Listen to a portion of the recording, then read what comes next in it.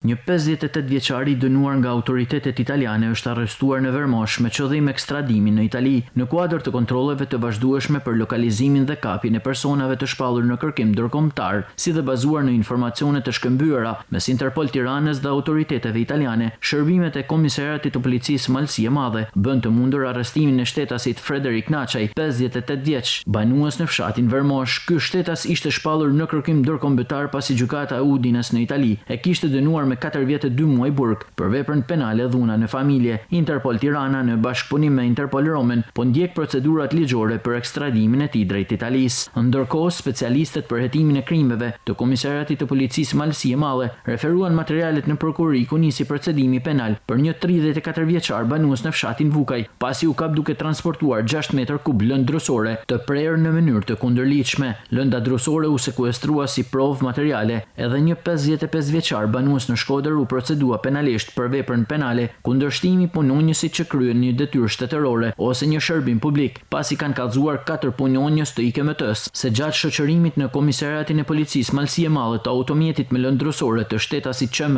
55 vjeçari i ka bllokuar rrugën me automjetin e tij dhe i ka kundërshtuar ata. Policia njoftoi se specialistët e sektorit të qarkullimit rrugor referuan materialet në prokurori, ku nisi procedimi penal për 2 shtetas, pasi u kapen duke drejtuar motomjetet pa leje drejtimi. Ndërkohë, u procedua penalisht edhe një 36 vjeçar banues në fshatin Vajush, pasi në aksin rrugor Shkodër-Koplik, duke drejtuar automjetin ka përplasur një grua të moshës 73 vjeçe, banuese në fshatin Dobraç, e cila po merr mjekim në spitalin e traumës dhe është jashtë rrezikut për jetën.